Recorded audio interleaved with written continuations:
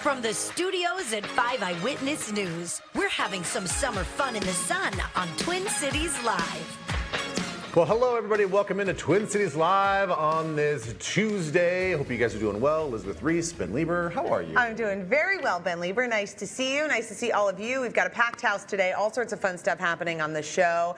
Kelly is going to introduce us to something that I think looks so sweet. It's called the Little Charity Book Truck. Oh, there she is. She's talking, but it's silent. It's a silent moving picture. Oh, there it is. It says book truck. All right, we're going to get to it, and you will find out what Kelly is saying in a little while, but how adorable is this? Yeah, I remember the first time in our neighborhood we saw the little... little free libraries. The little free libraries. Yeah. I'm like, what an awesome concept. Started in Hudson. Is that right? That is where it started, and then has gone across the nation. And should I announce it here, Betsy, that we are going to have a KSTP Little Free Library. It won't be open to the public. You have to work here. You have to have a badge to get in. But Mandy Todick and I found a little corner of unused desk space, and we have decided that we're going to turn it into the KSTP Little Free Library. So everyone who works here, not only do we have a lovely cafeteria, but now we're going to have a little free library. Based on the music that just played, it sounds like you guys made magic happen. Now, oh, there it is. Now we're we're clubbing. Now we're in the club. Yeah. The book club. Book club. That's what we do here. Yeah. Do you guys need to put like lights and like a disco ball above the little enclave that you guys found? I like you made a very public internal announcement. That's what I did. It was basically like an embarrassing reply all is pretty much what I just did. Like, hey everybody, big announcement, not for you guys. But for everybody in the building. Maybe it will motivate you to do your own little free library, you know, in your yard or at your local establishment. Or maybe at your work. Go talk to your bosses and say, we need a free library. I know, I do always want to find out, while we're workshopping ideas for the show, as we do here, I do always want to find out about people who watch Twin Cities Live in their workplace. And then I think it'd be fun for us to like show up at their workplace. Ooh, Mike, just can't a we do surprise something drop-in. like that? We can find out. No, we've never done it. We could find out people are watching us, like what businesses have the show on. And then we could show up and reward you for watching. Because I love to hear when we're on at, like, you know, sometimes healthcare facilities, the dentist office, perhaps in some sort of auto body shop while you're waiting for your car to be done. Maybe Twin Cities Live is on. Well, I do think a lot of fitness centers have us on. Because I hear a lot of people are like, hey, I saw you but didn't like listen Lifetime, to you, hear you because I was on the treadmill or whatever, because it's just playing at Lifetime or someplace else like that. Yeah. That's a good idea. We'll workshop that as well. Workshop that too. And that one actually is for the public. We're getting a lot done. Also, Betsy's going to be here to recap The Bachelorette from last night. Ooh. They were on a destination to Australia. Fantastic. Yeah, And super fun. Lots of drama, I guess. There's always drama. Later, Kristen's going to take us to Kerfoot Canopy to go zip lining. This is something that you might want to put on your summer bucket list, and you can get after it. Wow, that looks tangly. It doesn't look like you can get like a spider web. Yeah, I don't know if I could do that safely. I don't know. Looks like a good workout. Here's the deal. What's the right word for hello in French? Is it bonjour? Bonjour. Bonjour. I took one semester of French. Bonjour. Okay, well, bonjour, everybody. Get this. That's a bad French accent. Any French person? Hey there, bonjour there, everybody. Guess what? Americans are going to be in France on Friday. French people are throwing baguettes at the screen right now. Yeah, but you know what? Even if you tried, they'd be like, stupid Americans. You can't get our accent correctly. They're never satisfied. That's part of their charm. Yeah, it is. You call that charming? I don't know. So on Friday, the Olympics kick off in Paris. 10,000 and officially 714 athletes are competing in 329 different events. Boy, I didn't realize there were that many events. It's because there's all these events that you never see. You know, they're very interesting. There's some like real niche events happening. Yeah, I mean, it started off with just track and field. Yeah. Way back in the day.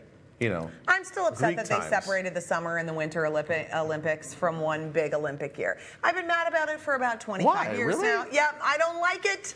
You never like it. I want it to be every 4 years, and then the whole year is an Olympic year, and it's like you wait so long, and it's such a big spectacle, and it's so fun. And ever since they changed that, I've been upset about it. I'm also still upset about when the M&M people got rid of the tan M&M and put the blue one in. You want me to start listing other things that make me worked up? You lumped the M&M in with the Olympics. They discarded the tan M&M like it never meant anything. That doesn't even carry the same weight. Well, I'm saying it's like some things are better left unchanged. That is the moral of the story. Wow, Captain Grumpy over here. Holy cow. My goodness. I can't be But the think only about one. it though, if you're like Suni Lee, who is from St. Paul, she's going to be competing in gymnastics. Big fan. Okay, huge fan. Everybody's a big fan. You want her, along with some of the other summer athletes, to get all the attention that they deserve. I just loved the whole wait 4 years and it's an extravaganza of a year. It's like Christmas and then you do it out multiple times a year. I don't want to do it. I want it to be like separated and you have But to don't wait you think for the it. Winter Olympians would be like, hey, what about us? All this attention, this big lead up to the summer, and then everybody's kind of like, oh man, we're so exhausted from the summer, and then we got, around here we got football season, No, and then you got to gear up for the winter. It's just too much. No, it's not. You got to give them their time. The Greeks and the Romans were fine with it. Why aren't we fine with it? Anyway, it's not I don't going think back. they had the Winter Olympics back then. I think they did. Let's go back to Minnesota ties. I know I went on a bit of a tangent there. There have to be a few people out there that agree with me. I'm sure there's one There or are two. probably people who are like me. They're preppers in their basements, and they're like me, and they wish that the Olympics was every 4 years. We don't like change around here. We like things the way they are. I know. How about Dakota Lindworm? She's St. Francis. She's a marathon runner. This is a big deal. I hosted Minnesota Live with Chris Long yesterday, and he was telling me a little bit about her. She didn't even, she wasn't a standout in her high school track team. And she is going to compete in the Olympics. I thought that was very, very cool. Wait, wasn't there just a big write-up in the Minneapolis St. Paul magazine about her? I'm sure there was. Wow, I'm an idiot. I read it, and I'm not even sure if that has to be her. She's amazing. Yeah, she's amazing. So good luck to her. Sarah Bacon also, she's from Indianapolis, Indiana, but she went to the University of Minnesota. She lives here now. She's participating in the synchronized diving and the springboard diving events as well. That was so gorgeous. Amazing. Holy cow. Matt Wilkinson, Greenwood native, Minnetonka High School. Woo woo! Also a gopher. He's competing in the steeplechase, which is such a fascinating event. People love watching the steeplechase. What's the steeplechase? It's a big, long race. I'm not exactly sure the exact distance. Many, many laps around, and they jump over those big hurdles that have the water underneath. I'm going to Google it. I've never You've even never seen a this. steeplechase? No. I haven't. Steeplechase. Are you serious right Yeah, now? it's an obstacle race in athletics. Yes, Which derives we its all name from know the that. steeplechase You're reading in this for horse yourself. racing. I don't think everybody knew this. Everybody knows. Okay. Come on, you people. It's in reference to a church steeple, jumping fences and ditches, and generally traversing the many intervening obstacles in the countryside. Yeah, because when people were running away from the Knights Templar back in the day, this is how it all started. Wow, up to 4.5 4.5 miles. Yeah, so basically they all get wet and their feet are sopping wet and they got to keep running. And then people like to watch it because as you get into the race and you get really tired, jumping on top of the steeple to jump over the water is quite daunting and many people fall into the water. Wow. I'm looking forward to seeing this. That's why people like watching it. Yeah. I can't believe you didn't know what a steeplechase was. I've never seen. I just learned about floorball yesterday too. Okay, now I've I don't never even know- heard of that. I don't know what floorball Second is. most popular sport in Finland. You should watch Minnesota Live. It's a great show. It's on at 9 a.m. I was on it yesterday. I'll be on it tomorrow. Please explain. Not Minnesota Live, but what floorball is. Floorball, it's sort of like a combo of lacrosse and hockey a little bit, but you play it on the floor. Like in a gymnasium. In a gymnasium, you shoot what look like small wiffle balls into hockey nets, and you use these hockey sticks that have holes in them like a lacrosse thing. And then it's much less aggressive, but it's the second most popular sport in Finland, and they're doing it at this big Here it is. FinFest this weekend in Duluth, and it was really, really fun. And then I met Okay, this this is nice an guy Olympic who sport? played for the Sharks. He was wonderful. This is an Olympic sport? Floorball, I don't think is Oh, Olympics. okay. No, Okay. This is Whew, a different boy, sport. I was like, wow, of the 329 different events, we could probably scratch that one off. I bet of it the should be. I bet list. it would be an Olympic sport at some point. Yeah, it probably is. It's fun. It's fine. Okay, let's go back to the Also, Olympics. there's a bunch of Minnesota Lynx competing. Bridget Carlton, she is going to play for Team Canada.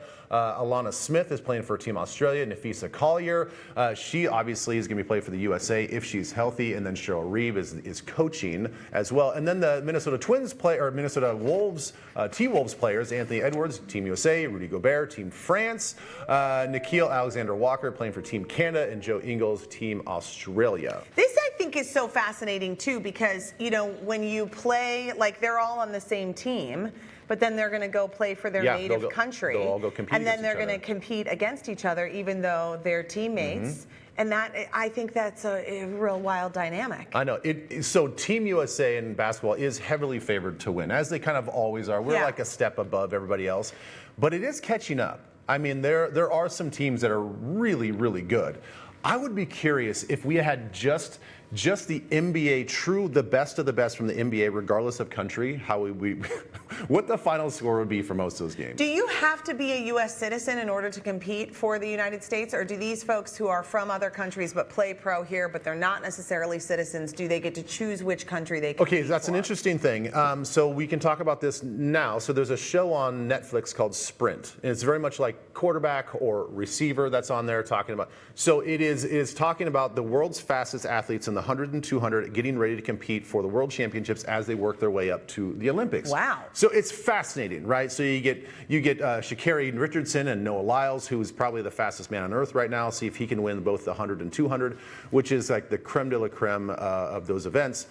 The thing is, there is a British sprinter who's actually from, I'm going to get this wrong, it's like a Caribbean country that was once founded by the Brits. So it was once like a colony. It was once a colony, and so that country doesn't have an Olympic team. So he has said he's declaring himself a Brit. Okay. So there's a lot of like consternation because a lot of the local Brits are like, well, you're not really British. Okay. So it's like, I think in some situation, what's his name again? I don't know if Matthew Hudson Smith is what Lauren is telling us. I don't know if that's Isn't it the fun when we pause in silence? Yeah, and I don't know listen if to that's the voices in guy's our name. head? He's a 100-meter. Hi, Mike. Oh, thanks. Anyway, we're getting past all sorts of information. In most cases, athletes must be citizens or permanent residents of the United States to compete for Team USA, but there are some exceptions and special provisions that allow non-citizens to represent the country in certain sports. I bet an exception is if you're really freaking good. Yeah, and basically, the USA wants a medal. Yep. That's Don't you 100% think? right. Yes. Yeah. We'll leave it very vague. Wow, you have to be eligible to represent the U.S. in all levels of international competition to compete in championship events. But I just think that's so fun. I mean, and sort of funny that like these teammates, you know, they, like particularly from the Lynx, you know, they're going to be there.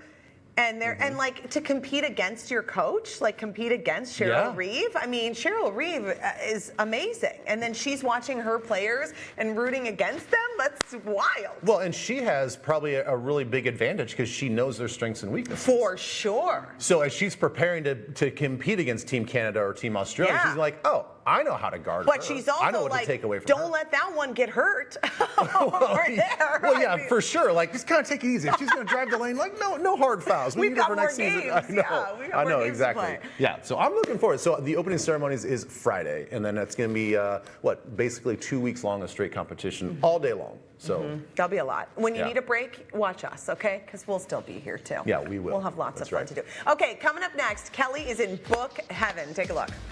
It's important to support local bookstores, but when the bookstore can really come to you, it is something pretty special. This is the Little Charity Book Truck. It is a nonprofit you must support. I'll tell you why. That's coming up.